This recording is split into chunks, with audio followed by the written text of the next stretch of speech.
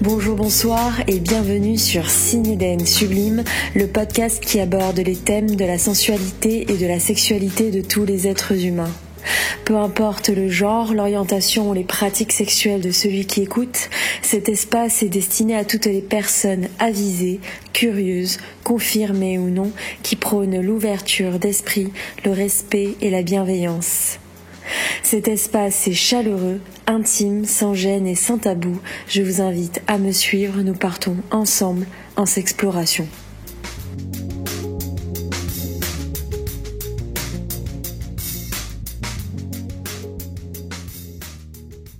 C'est un podcast un peu différent des autres que je vous propose. Ce podcast met en lumière l'érotisme dans le spectacle vivant à travers le prisme de Mère Dragon. Une artiste performeuse internationale spécialisée dans la pyrotechnie, le pole dance, le fétiche et le BDSM.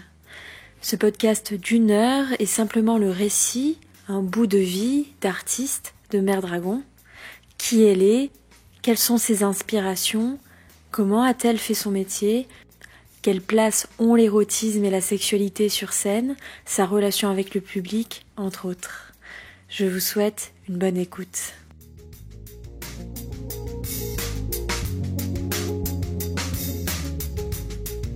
Mère Dragon, pour commencer, est-ce que tu peux te présenter, s'il te plaît ?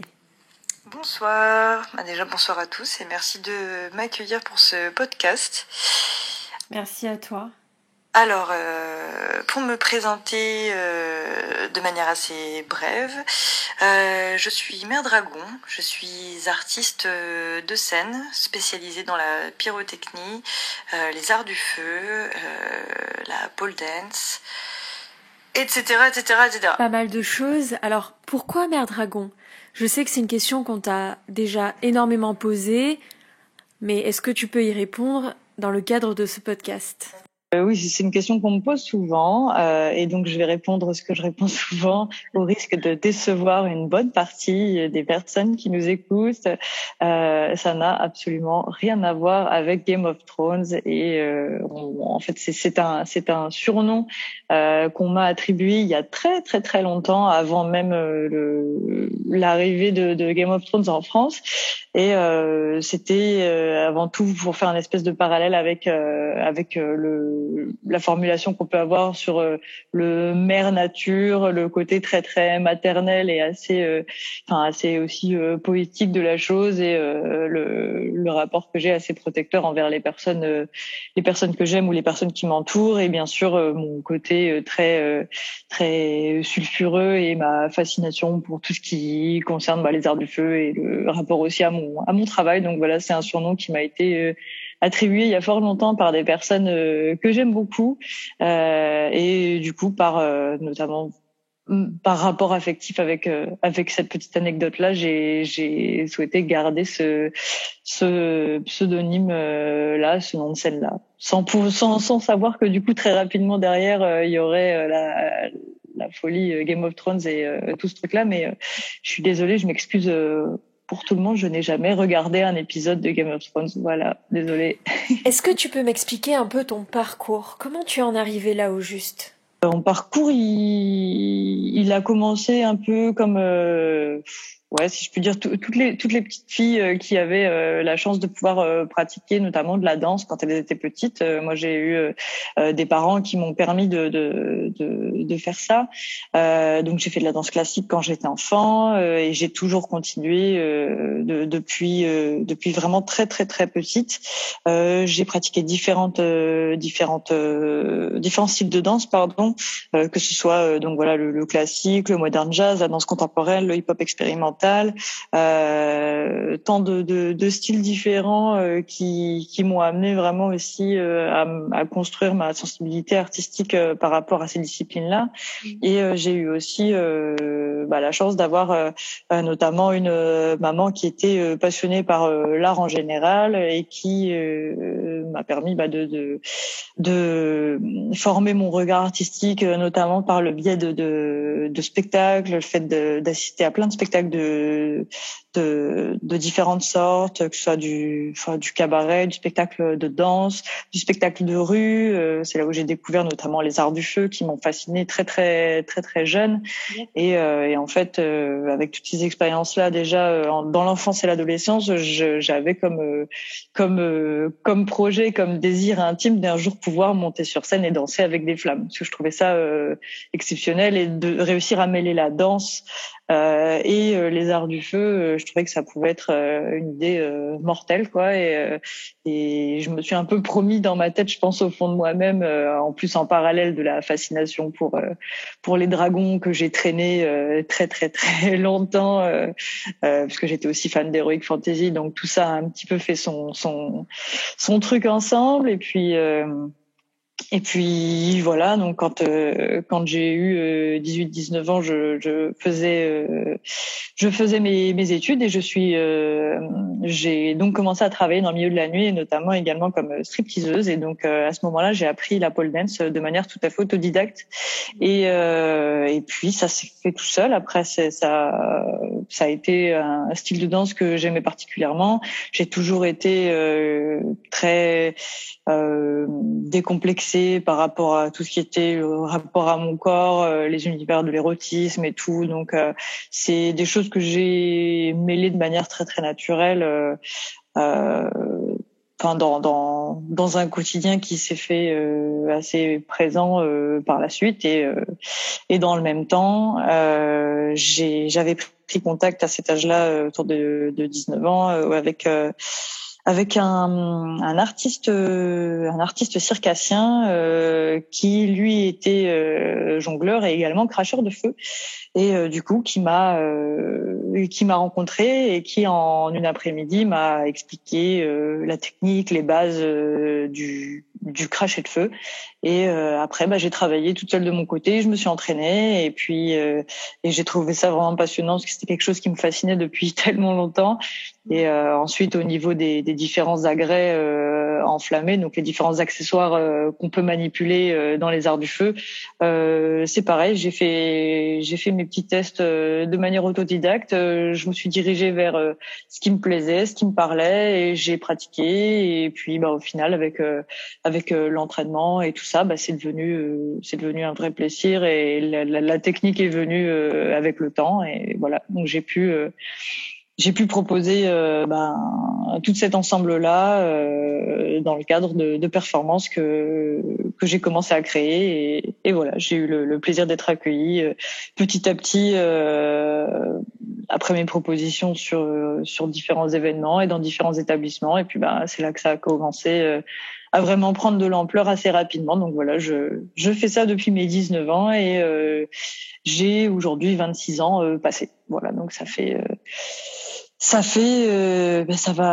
bientôt, ça fait 7 ans, quoi, à peu près, que je fais ça. Et voilà, je changerais ça pour rien au monde. C'est un parcours qui est un petit peu long, compliqué, et puis jusqu'à aujourd'hui, enfin les choses se sont faites de rencontre en rencontre, d'expérience en expérience, et puis voilà, les personnes apprécient petit à petit ce qu'on propose. Elles reviennent à vous, elles vous proposent aux gens qu'elles connaissent, et puis les choses se font toutes seules, quoi. Et après on répond présent quand on nous appelle. Et au jour d'aujourd'hui, et ce depuis plusieurs années déjà, j'ai le plaisir de ne plus avoir besoin de démarcher ni de me vendre.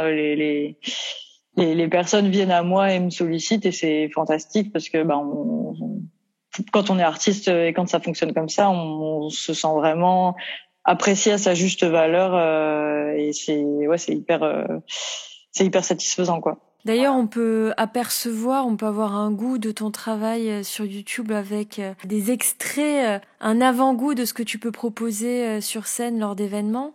Je vous invite d'ailleurs à aller voir un peu. et sur tes réseaux, mais on en parlera un peu plus tard de tout ça. Aujourd'hui, comment tu définis ton travail ? Je propose de la performance scénique alternative, voilà, qui mêle des disciplines particulières qui peuvent être ou dangereuses ou très techniques, comme les disciplines notamment du BDSM ou des disciplines qui ont trait à une forme d'érotisme un petit peu différent. Par exemple, mon rapport au fétichisme que j'explore et que j'exploite beaucoup. En fait, chacun des shows que je présente possède des références fétichistes et à cet univers BDSM qui m'est très très cher. Donc voilà, c'est un travail aussi de création et le fait d'innover constamment par rapport à sa pratique, d'essayer d'apprendre de nouvelles choses, de nourrir aussi ses références de manière assez importante. Enfin voilà, c'est vrai qu'après définir son travail quand on est artiste et quand on doit définir son propre travail, c'est toujours un petit peu difficile. On a l'habitude de dire que c'est toujours le public qui définit le mieux notre travail finalement, parce que sans le public, il n'y a pas de spectacle. Donc du coup, c'est peut-être le public qui est le mieux placé pour définir le travail qui est proposé. Mais oui, voilà. Enfin, j'essaie de mêler ces différentes disciplines. Art du feu, univers fétiche et BDSM, surtout sur le plan visuel et sur le plan des thématiques ou des histoires que je raconte, et également bien sûr le rapport à la danse, le rapport au corps, le rapport notamment au corps féminin sexualisé et qui prend le pouvoir justement et qui exploite tout ce qui peut lui rendre sa place et enfin voilà, toutes ces choses-là que j'essaie de mixer ensemble. Ouais.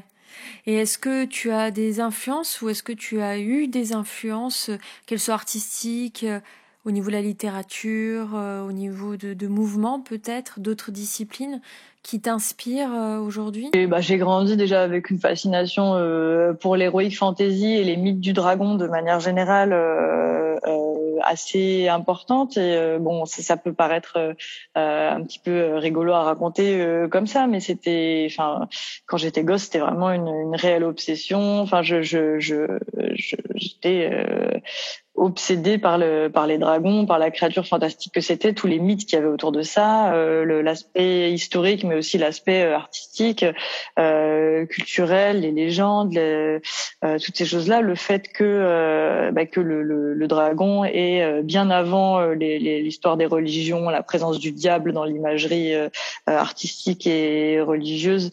Le dragon, c'était la créature que décrivaient toutes les cultures différentes à des époques où elles ne pouvaient pas communiquer entre elles. Je trouvais que c'était absolument fascinant. Et après, oui, des références. Enfin, moi, je me rappelle quand j'étais enfant et ado, ma mère qui nous parlait du Crazy Horse, qui nous montrait des images du Crazy Horse, qui est quand même le cabaret érotique moderne français. Donc, c'est aussi un peu une fierté quand on est un artiste français de connaître ça. Et moi, j'ai un peu grandi aussi avec ces images-là et ces souvenirs-là.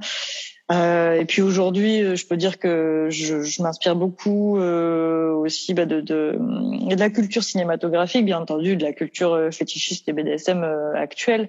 Mais pour les gens qui ne sont pas forcément de ce milieu-là, j'ai aussi plein de références extérieures à tout ça, comme le cinéma, comme l'art contemporain aussi, parce que j'ai également fait des études en art appliqué, en art plastique, art contemporain. Donc je me suis nourrie de ça au fil des années.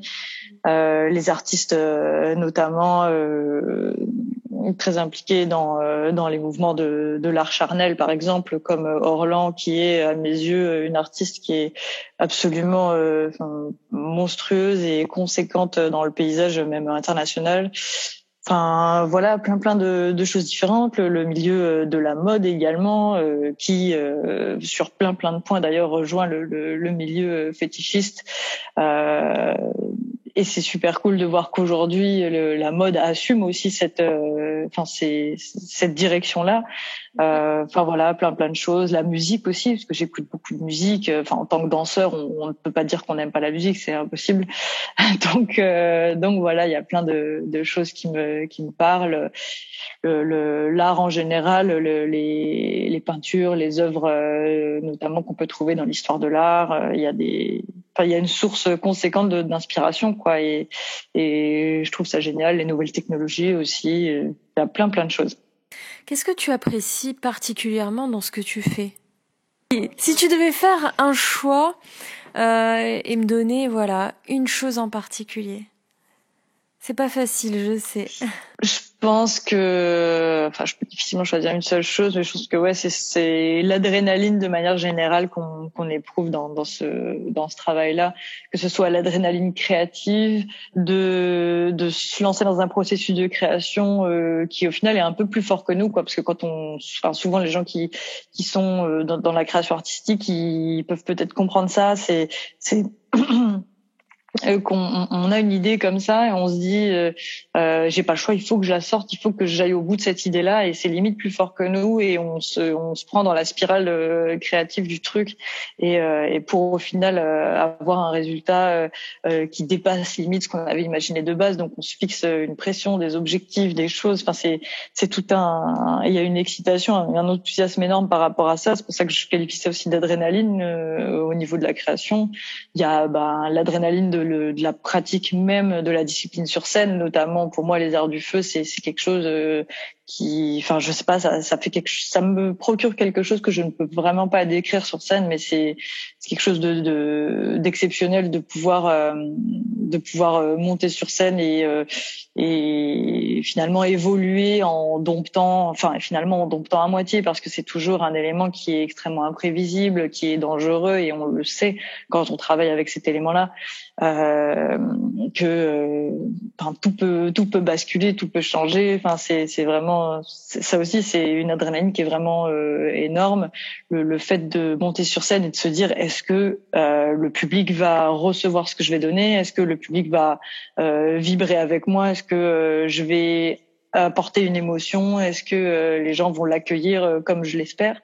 Il y a ce truc là, quoi. Et puis l'adrénaline, voilà, d'entendre au final les applaudissements sur scène, et de pouvoir recevoir avec gratitude tout ce que le public nous renvoie à la fin d'un show. Et là on se dit ah ouais, des fois c'est limite trop pour nous à encaisser, quoi. Il y a vraiment, parfois c'est des moments super forts, et on se rend pas compte évidemment quand on est dans un public et qu'on voit une personne toute seule sur scène, et on se dit pas forcément que c'est un moment très intense émotionnellement, mais parfois oui, c'est vraiment ça nous secoue beaucoup, quoi. Donc ouais, je pense que si je devais résumer ce qui me plaît le plus dans mon métier, c'est l'adrénaline sous toutes ses formes, c'est sous les différents aspects tels qu'on peut la rencontrer, quoi.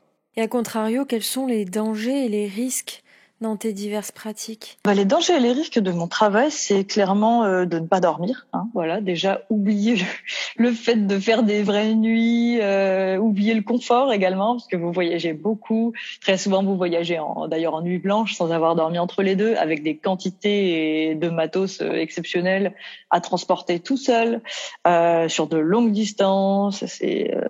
Voilà, le confort, le repos, le sommeil, toutes ces choses-là, c'est des choses auxquelles il faut renoncer quand on fait ce métier-là.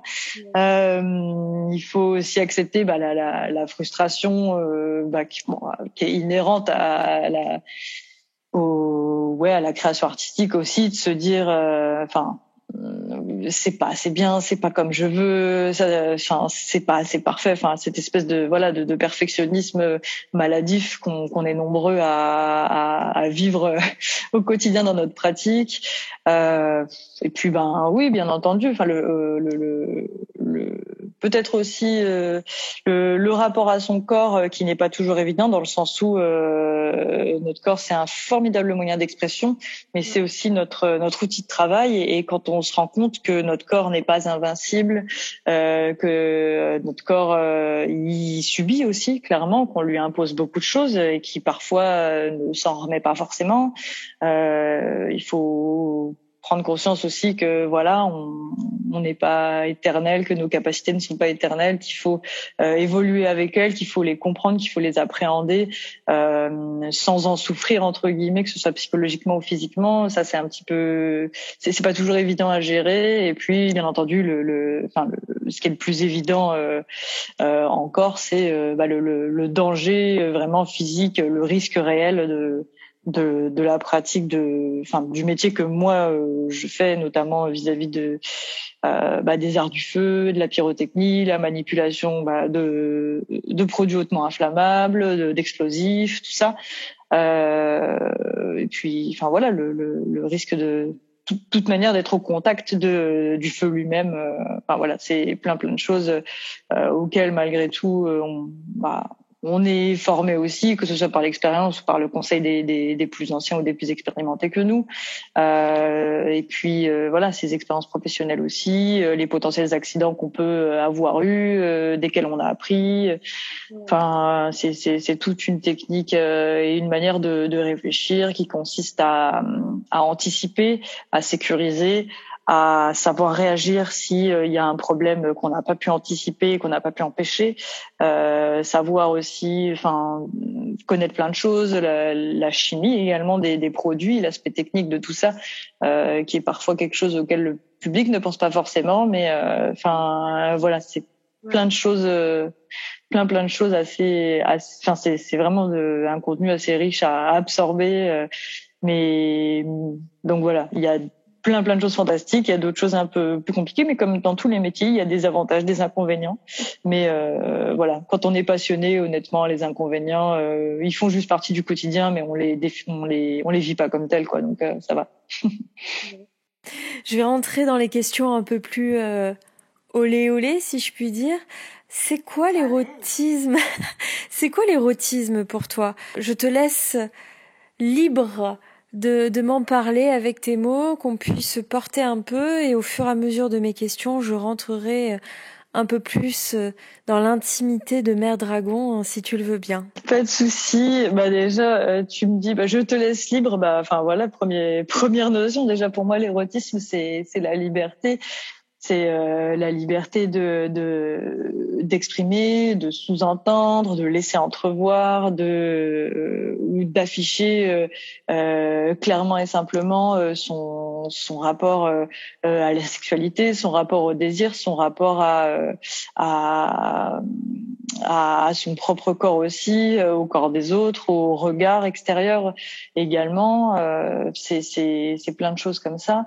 Et enfin pour moi l'érotisme je pourrais peut-être presque dire que c'est un art à part entière, parce que l'érotisme ça se pratique depuis la nuit des temps, de plein de manières différentes, mais toujours dans un seul et même but, qui est celui de guider un rapport cérébral en fait vers une idée sexualisée, mais toujours dans quelque chose de positif. On n'utilise jamais le terme érotisme pour parler négativement de quelque chose. Pour moi, c'est un terme qui est hyper positif, et la langue, notamment française, l'a faite comme ça. Et c'est une forme de prise de pouvoir aussi par rapport à soi-même.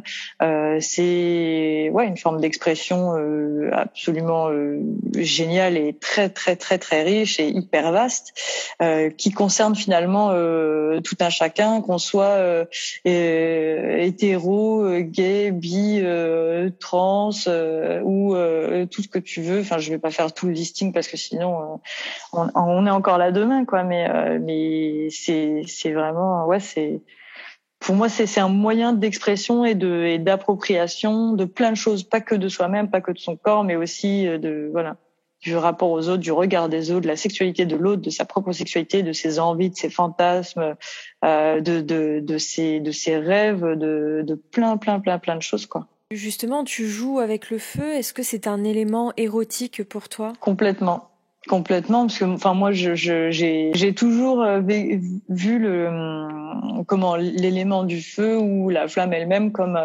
une espèce de d'entité vivante, hyper insaisissable et très changeante, très imprévisible aussi. Et pour moi c'est comme ça qu'est la sexualité de manière générale, quoi. Ça peut être à la fois dangereux, ça peut être à la fois doux et calme, ça peut être long, ça peut être explosif, ça peut être durable dans le temps, ça peut être très épisodique, ça peut être brûlant, ça peut être beaucoup plus soft. Enfin voilà, il y a il y a plein de choses comme ça. Ça peut être très mordant, ça peut être douloureux, ça peut être agréable, ça peut être rassurant, enfin, je trouve que, enfin, pour le coup, l'imagerie de la flamme ou du feu comparée à la sexualité, c'est une inspiration sans fin, quoi. Moi, j'adore ce parallèle.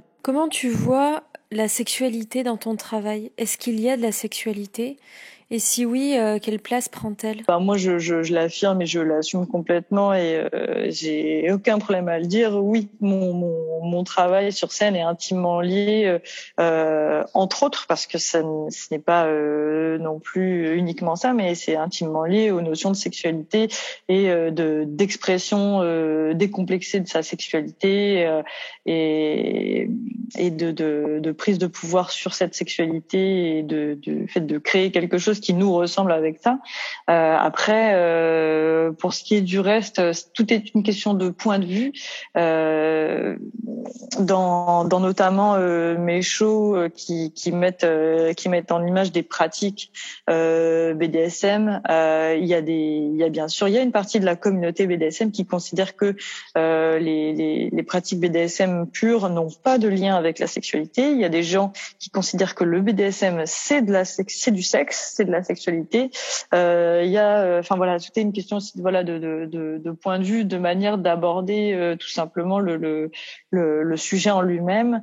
Après, enfin c'est pareil, il y a des gens qui pensent que la pratique des danses exotiques comme la pole dance c'est intimement lié à la sexualité, c'est quelque chose de sexuel, alors que d'autres personnes vous diront que c'est un art à part entière, que c'est de la danse au même titre que la danse moderne ou la danse contemporaine, des choses comme ça.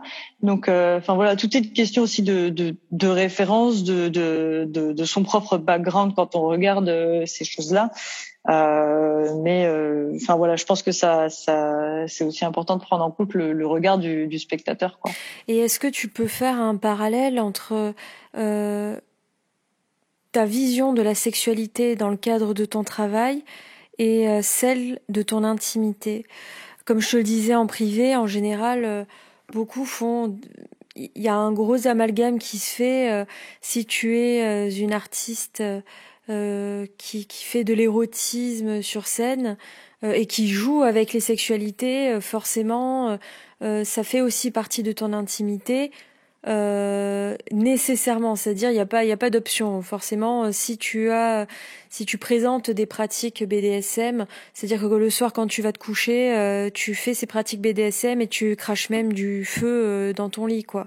Est-ce que tu peux m'en parler un peu de ça?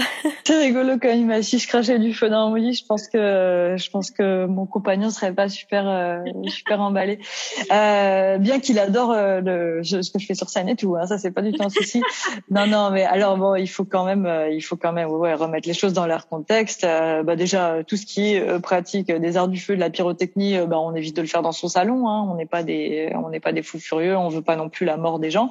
Et puis on aime bien notre maison, du coup ce serait dommage. Mais mais après bon, moi je fais partie des gens qui ont un rapport aussi, enfin qui ont créé et établi un personnage de scène, mais ce personnage de Mère Dragon, c'est quand même un reflet d'une partie de ce que je suis. Donc, c'est-à-dire que je suis également fétichiste.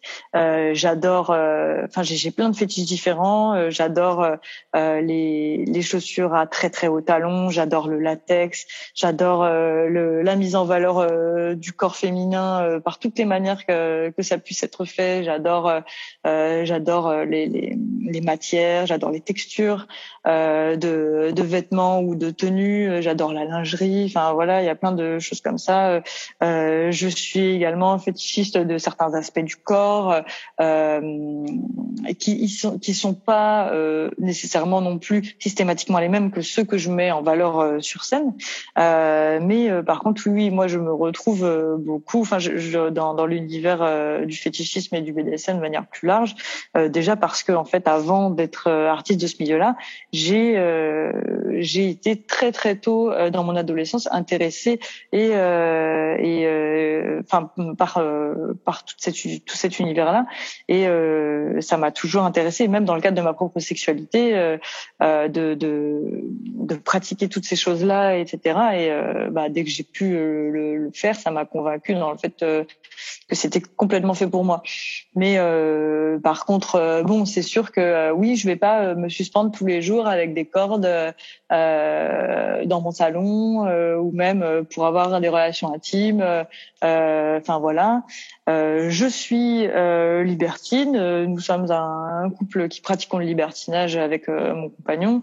Néanmoins, on est sentimentalement exclusif, ce qui veut dire aussi qu'on aime se retrouver ensemble, qu'on aime également, comme tous les êtres humains, le rapport affectif, le rapport amoureux, la tendresse, toutes ces choses-là, des choses qui sont volontairement pas nécessairement montrées sur scène parce que c'est pas dans l'optique du personnage que je propose, mais ça fait partie de la vie quand même, quoi. Donc oui, je peux tout à fait dans mon intimité faire des gangbangs avec un nombre incalculable de partenaires, mais quelques heures après me retrouver seule avec mon compagnon à juste se répéter qu'on s'aime et se câliner de manière toute mignonne devant un film. Ouais, complètement.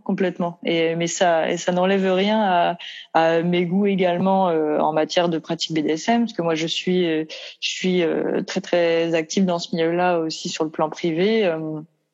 Je suis switch, donc je fais partie d'une catégorie de gens dans l'univers BDSM qui est parfois qualifiée par une partie de la communauté comme des légendes urbaines, c'est-à-dire que je fais partie des personnes qui ont et un côté dominant très prononcé et un côté soumis très assumé.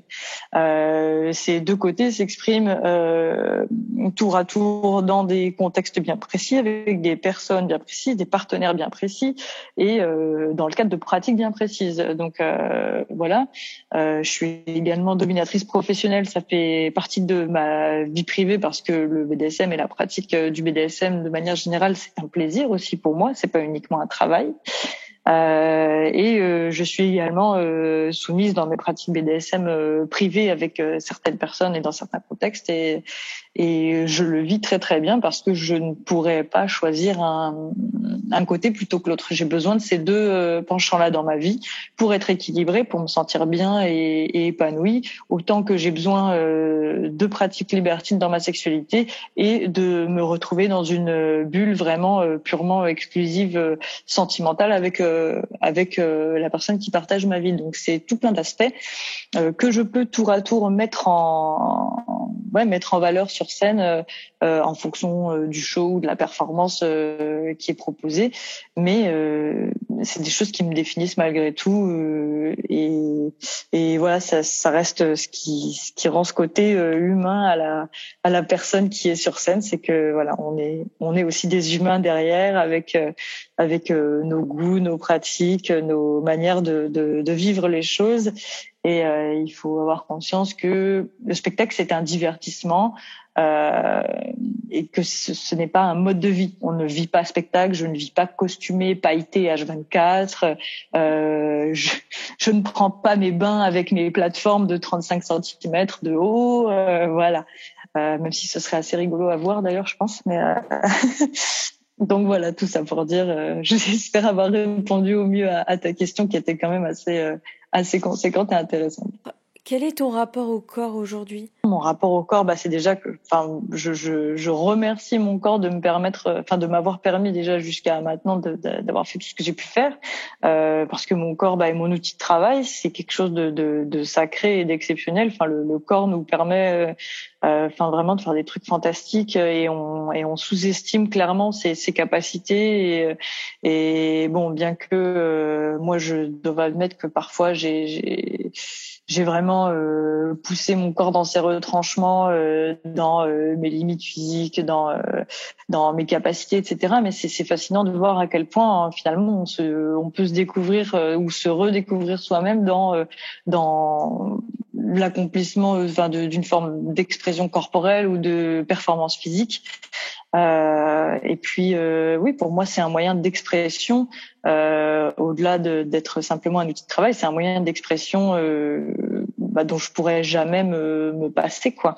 C'est quelque chose qui a fait partie de mon quotidien dès très jeune. J'ai dansé très très jeune et j'ai eu l'occasion du coup de monter sur scène également très jeune et d'expérimenter le plaisir et le bonheur qu'on pouvait retirer de l'expression corporelle et l'espèce de délivrance qui n'égale absolument pas le fait de parler de soi ou le fait de se livrer sur ses émotions, même à l'écrit et tout ça. Pour moi, il y a vraiment une différence entre ce qu'on peut exprimer par les voix classiques et ce qu'on peut exprimer par le rapport du corps, l'expression corporelle, quand bien sûr la danse ou l'expression corporelle en général fait partie des choses qui nous parlent. On n'a pas tous les mêmes goûts, on n'a pas tous les mêmes sensibilités non plus. Et moi, je fais partie des personnes qui le vivent comme ça, quoi. Donc mon corps c'est aussi un petit peu comment dire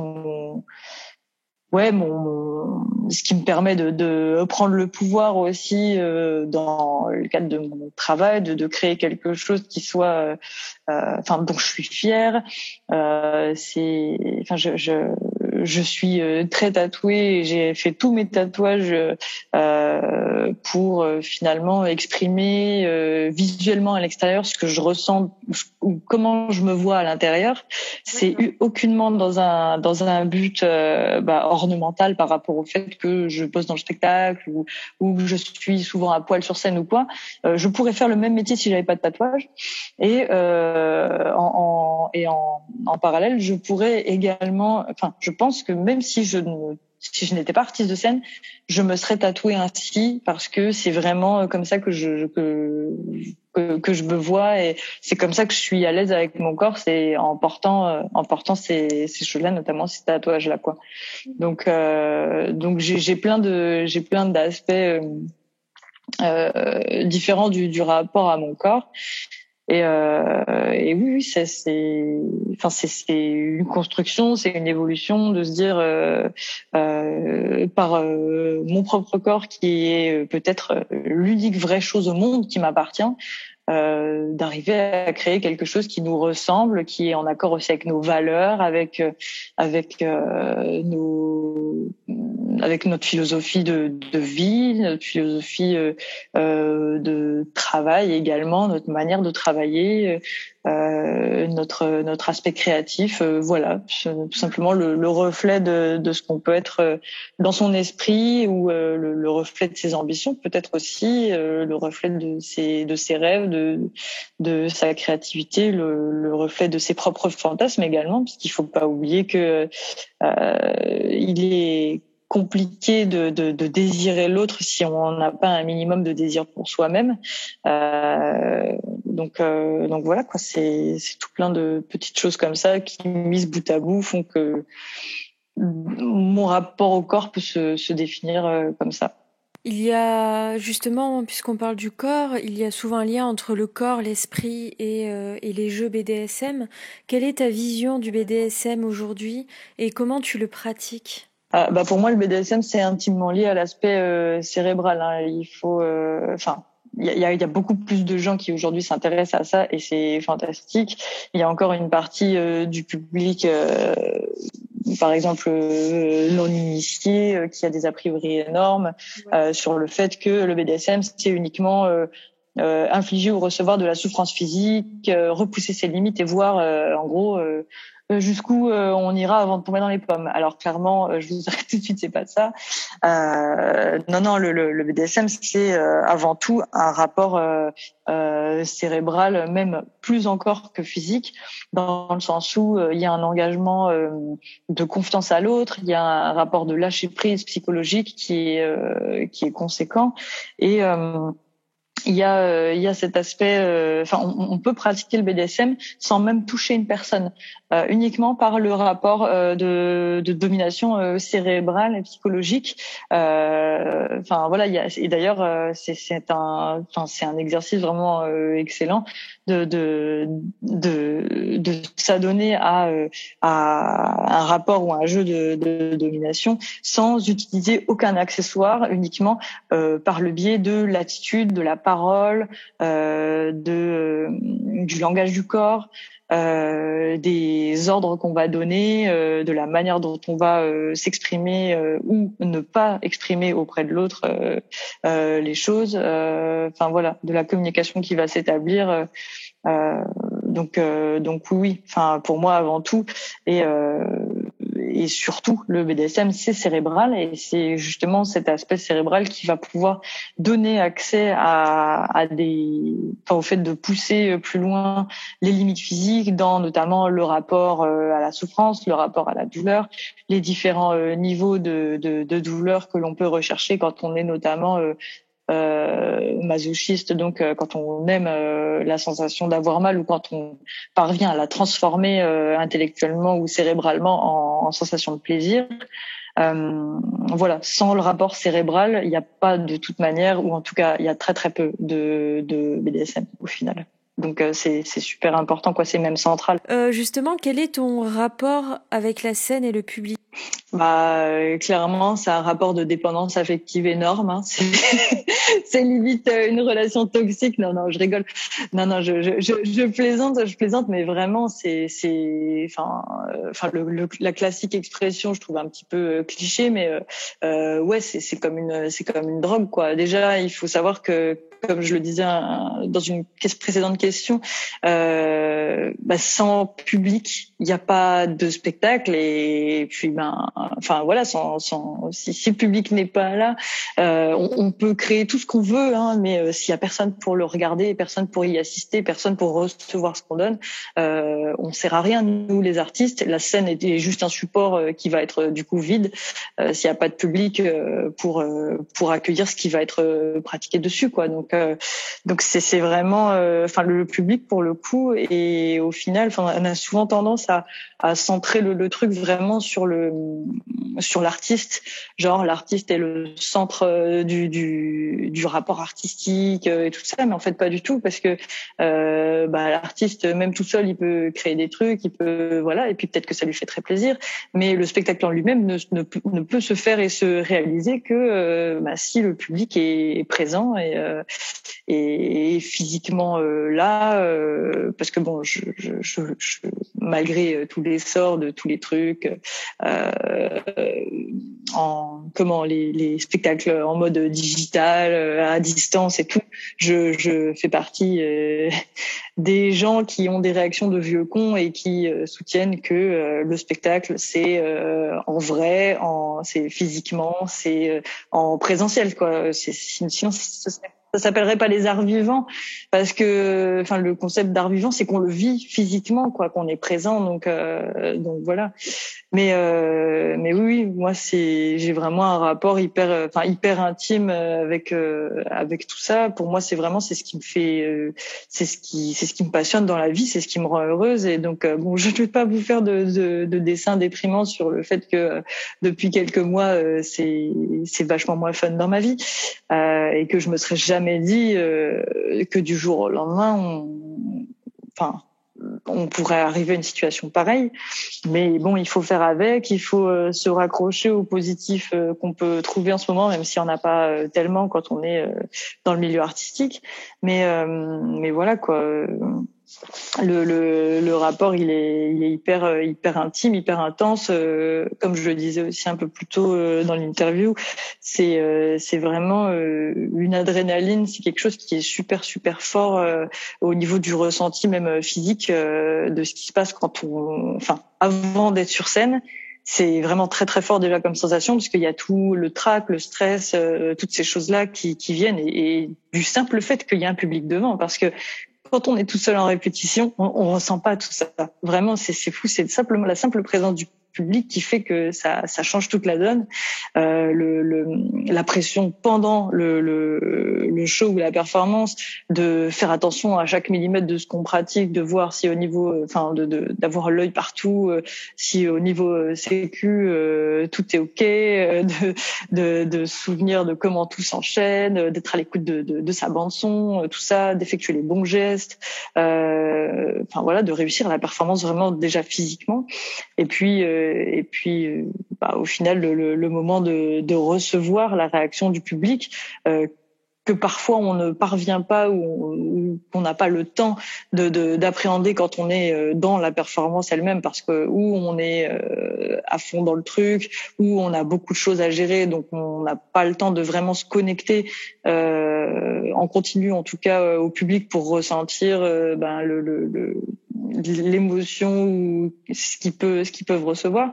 Donc ce moment final qui vraiment, je pense, résume tout le travail qu'on fait, que ce soit le travail en amont de création, de répétition, de conception et puis de réalisation le jour J sur scène. C'est vraiment un truc de fou, quoi. C'est une sensation qui pour moi est vraiment comparable à rien d'autre.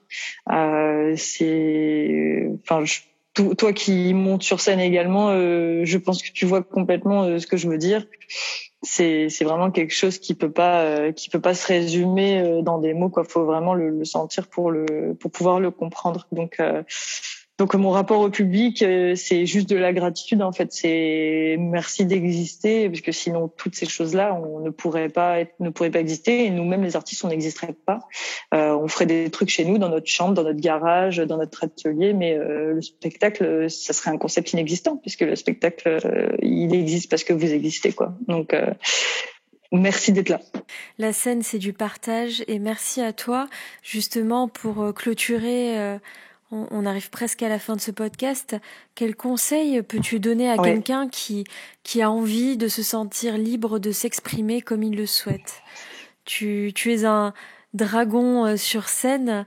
Quel conseil, toi, tu peux donner qui arrive à s'exprimer comme tu le fais? Quelqu'un qui est un peu plus timide. Je suis timide, hein, au risque de surprendre beaucoup. Je suis timide et je ne suis pas une personne qui va trop vers les gens en temps normal, en dehors du contexte de scène, quoi. Donc non, je pense avant tout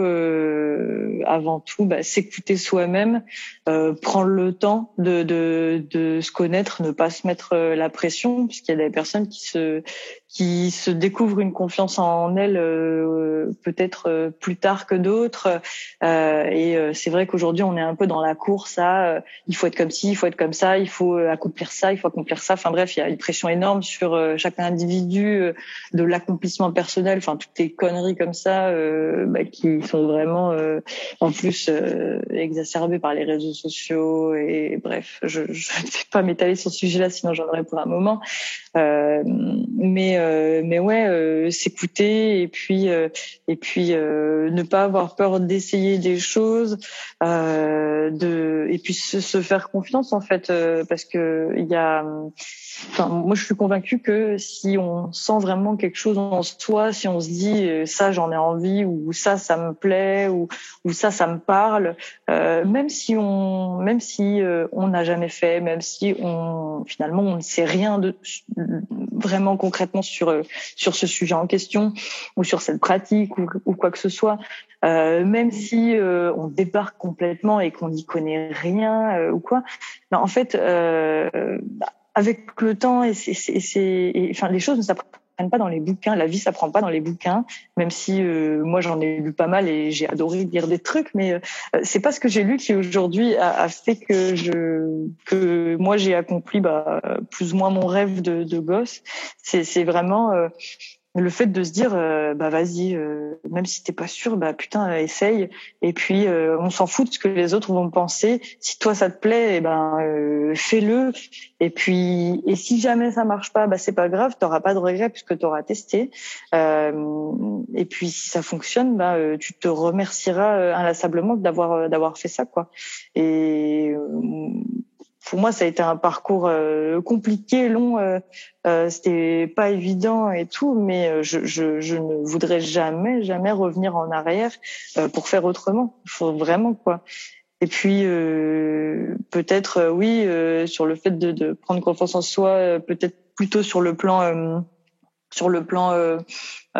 du rapport à son propre corps et éventuellement de la sexualité. Pour le coup, j'ai envie de dire, vivez vos fantasmes, quoi. Vos fantasmes, ils sont là pour être, ils existent pour une bonne raison. C'est parce qu'on a tous besoin de stimulation, qu'elle soit cérébrale, sexuelle, ou les deux à la fois. Et puis il faut se laisser aller. Il faut s'écouter, encore une fois. Hein, c'est toujours dans cette même optique.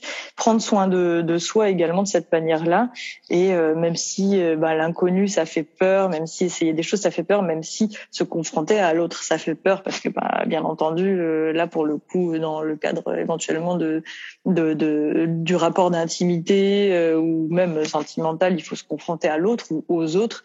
Ça peut faire un peu peur, mais en fait on est des êtres sociaux, quoi, et l'être humain fonctionne comme ça, avec le contact à l'autre, qu'il soit physique ou intellectuel, et on peut pas être heureux sans ça, en fait, vraiment. Donc on est fait comme ça indirectement.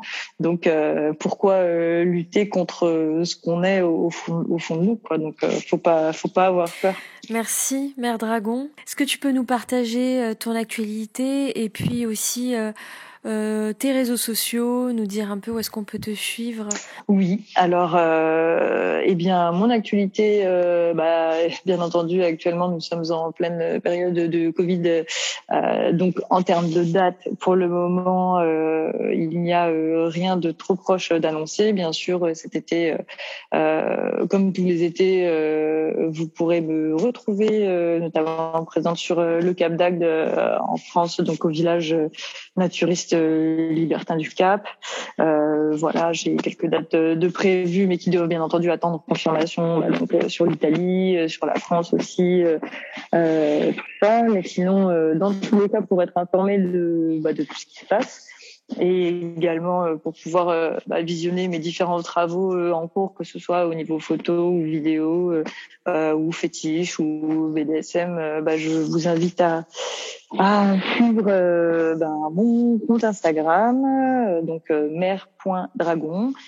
Également ma chaîne YouTube, donc Mère Dragon, où vous pourrez trouver notamment, tu en as parlé au tout début de l'interview, des extraits vidéo de certains spectacles, et également mes teasers pour les shows qui sont en cours. Quoi d'autre? Après, voilà, pour les personnes qui souhaitent soutenir mon profil en tant qu'artiste par une contribution, et surtout avoir accès à la totalité de mon contenu non publiable sur les réseaux sociaux, pour des raisons évidentes de censure et de rapport à plein de sujets très touchy que les réseaux sociaux n'aiment pas, du genre le BDSM, la sexualité, l'érotisme, le fétichisme et tant de sujets abordés toujours et bien entendu sous le prisme de l'aspect artistique et esthétique. Vous pouvez me retrouver sur OnlyFans, donc Mère Dragon tout attaché. Et puis voilà, vous pourrez profiter de plein de choses. Il y a déjà une base de données assez conséquente, que ce soit en photo, en vidéo, et je fais même des lives des fois, d'ailleurs des lives privés uniquement réservés à la communauté OnlyFans. Quelques fois de temps en temps, en fonction des mois, en fonction des dates, et c'est toujours un événement super cool parce que du coup on échange vraiment de manière hyper libre. Je discute avec tout le monde, et puis bien entendu c'est pas un live comme on peut en faire sur Instagram ou autre. Je ne vous fais pas de dessin, donc voilà, je vous invite à découvrir tout ça si vous le souhaitez. Merci beaucoup d'avoir accepté cette interview, de nous avoir partagé un bout de Mère Dragon. J'espère avoir l'occasion de te voir sur scène lorsqu'on le pourra évidemment. Merci encore. N'hésitez pas à liker, partager et réécouter les podcasts de Cinéden Sublime pour faire grandir et évoluer la chaîne. Et vous pouvez aussi me suivre sur Instagram @Cinéden Sublime Podcast. Vous y découvrirez des lives, des posts assez sympas, des jeux et puis des informations que je ne communique pas en podcast. Merci encore. À très bientôt.